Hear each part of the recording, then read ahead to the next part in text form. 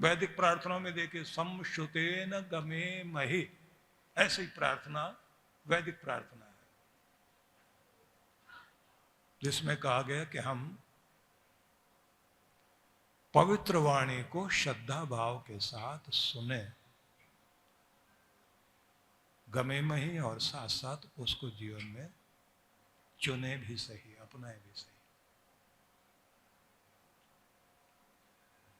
अब जब व्यास ये बोलते हैं श्रूयताम धर्म सर्वस्वम श्रुत्वाच अवधार्यताम, कि सुनो धर्म का सर्वस्व, और सुनने के साथ धारण करो। पूछा गया जीवन में धर्म का सारा बताने लगे, क्या है वो? आत्मनः प्रतिकूलानि परेशान न समाचरेत। जैसा व्यवहार अपने लिए आप चाहते हैं वैसा व्यवहार आप सबके साथ करना शुरू कर दें, बस यहीं से धर्म की यात्रा शुरू हो जाती है। ये धर्म का सार। इतना कहना था उन्होंने, लेकिन बार बार कहा श्रूयताम धर्म सर्वस्व, सुनो धर्म का सर्वस्व। तो जब आप सुनते हैं तो ये बात अवश्य ध्यान में रख लीजिए कि सुनने का मतलब है चुनना, और सुनने का मतलब है गुनना, अनुभव में लाना। तो पहली बात हो गई, आदतों में सुधार करने के लिए प्रभु से प्रार्थना की गई। ये बात याद रखें, आपका जीवन आप नहीं चलाते, आपकी आदतें चलाती है।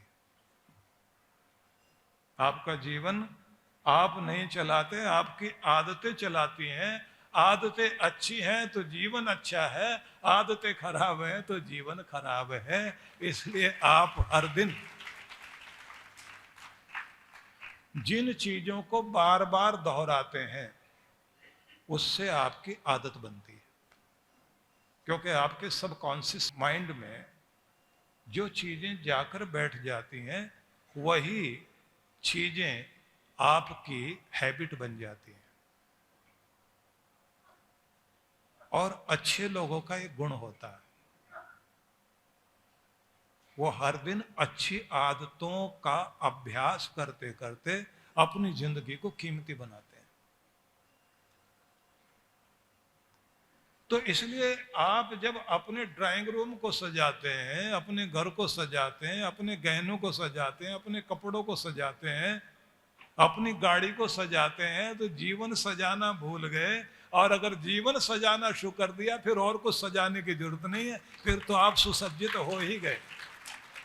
और जीवन को सजाना चाहते हैं तो फिर आप चुन लीजिए अपनी आदतों को कि ये आदतें मेरे जीवन में होनी चाहिए। और जिस दिन आपने अपनी आदतों पर काम करना शुरू कर दिया तो फिर एक बात वही होगी, कबीरा मन निर्मल भया जैसे गंग का नीर, पीछे पीछे हरि फिरे कहत कबीर कबीर, के फिर भगवान पीछे है।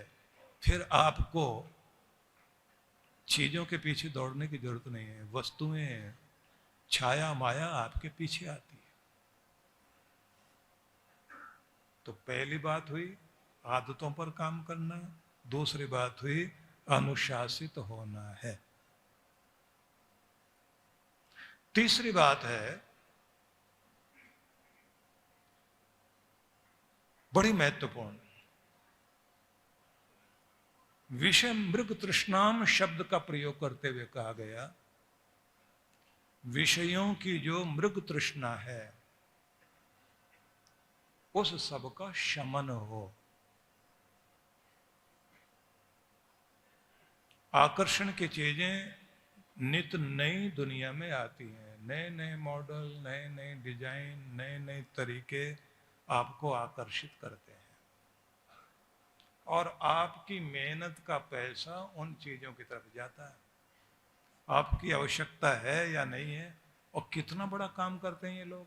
इतनी साइकोलॉजी चलती है उसमें, मनोविज्ञान चलता है कि ये सिखाया जाता है कितनी लाइट कौन सी चीज पर होनी चाहिए कौन कौन से कलर की चीजों पर लोगों का ध्यान सबसे ज्यादा जाता है, राइट साइड में कौन सी चीज रखनी है, लेफ्ट में कौन सी रखनी है, ऊपर कैसे रखनी है, हवाई अड्डे में आप जाएंगे तो कैसे कैसे घुमाकर आपको आगे तक लेके जाना कि 13 नंबर पर, 14 नंबर पर, 13 पर आपको पहुंचना है, तो कौन कौन सी जगह से होके जाएंगे, वहां सब तरह तरह की चीजें रखी हुई हैं और उनके सब कलर, लाइटें, यहाँ तक के कपड़ा कोई बनाने वाली जो फैक्ट्रियां होती हैं उसमें आप जाएं तो वहां जहां वो कपड़ा बनने के बाद में टेस्टिंग के लिए रखे जाते हैं, वहां पर एक्सपर्ट लोग ये बताते हैं लाइट इतनी होनी चाहिए, जो कपड़ा आपको दुकान में बहुत सुंदर लगता है, घर लाते हुए उसका रंग कुछ अजीब अजीब लगता है।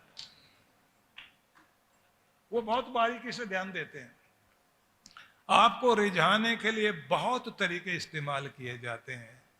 फिर एक्टर लाए जाते हैं, एक्टर्स लाए जाते हैं, वो पहन के दिखाते हैं। तो आकर्षण दुनिया भर में है, आपका मन खींचने के लिए, आपका पैसा खींचने के लिए, आपका समय खींचने के लिए, आपका ध्यान भटकाने के लिए।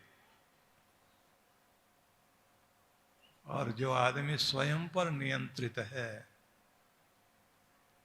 खुद पर जिसका कंट्रोल अद्भुत है, दुनिया के कोई भी चीज उसको इधर से उधर नहीं ले जा सकती। मुझे ध्यान आता है कि फ्रांस का अधिनायक नेपोलियन बोनापार्ट जहां पढ़ा करता था बैठकर, अपने घर से दूर रह करके छोटे से कमरे में पढ़ाई करता था, मां की याद आती थी। दोस्त लोग आकर के चिढ़ाया करते थे, थिएटर में चलो, नाच रंग का प्रोग्राम है, कुछ ड्रिंक के लिए चलते हैं, कुछ मौज मस्ती के लिए चलते हैं। और वो एक बात बोलता था, ये छोटे छोटे मजे के लिए मैं नहीं बना हूं, जिंदगी का बड़ा मजा लेना चाहता हूं, बड़े लक्ष्य तक पहुंच करके वो मजा लेना चाहता हूं, मैं उस धैर्य को धारण करना चाहता हूं जो मुझे बहुत बड़ा मजा दे सके, जिंदगी भर मजा दे सके। इसलिए दोस्त तुम लोग चले जाओ, तुम छोटे मजे की तरफ जा रहे हो, मैं बड़े मजे की तरफ जा रहा हूं, इसलिए पोट्री में बंद होना पड़ेगा।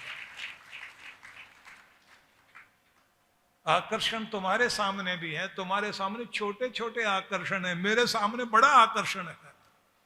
बोले हमको तो नहीं दिखाई दे रहा, बोले मुझे दिखाई दे रहा है। पहले मैं विजुलाइज कर रहा हूं कि मैं ये बनता जा रहा हूं, और तुम लोग विजुलाइज कर रहे हैं कि आज यहां ये मजा है, चले जाएं वहां। सब मजाक उड़ा के चले जाते थे, कुछ तानाकशी करते थे, टोंट कसते थे। तब वो तकिए के नीचे से अपनी माँ के पत्र को निकालता था।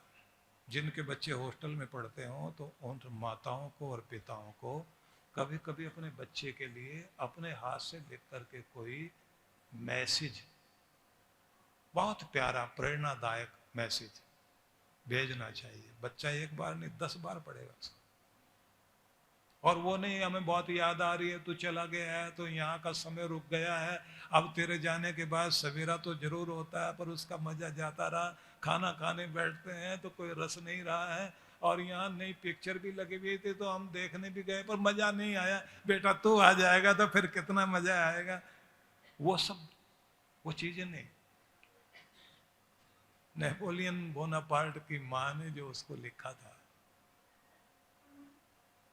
कि मेरे बेटे, वक्त परख रहा है तुम्हें, तुम क्या हो और क्या होते जा रहे हो और कहां पहुंचना चाहते हो। तुम इतने कमजोर नहीं हो कि दुनिया की कोई आवाज तुम्हें तुम्हारे लक्ष्य से भटका सके। तुम इतने कमजोर नहीं हो कि कोई तुम्हें ले जाए और तुम्हें तुम्हारी ऊंचाई से नीचे गिरा दे। तुम इतने कमजोर नहीं हो कि अपने जीवन में अपने उच्च लक्ष्य से नीचे की तरफ आ जाओ। तुम्हें हर दिन माँ भी याद आएगी, लक्ष्य भी याद आएगा। बेटा माँ भी अच्छी है, लेकिन माँ चाहती है खुशी, और खुशी तब मिलेगी जब तू तेरे लक्ष्य तक पहुंच जाएगा। अपने लक्ष्य को जरूर प्राप्त कर लेगा।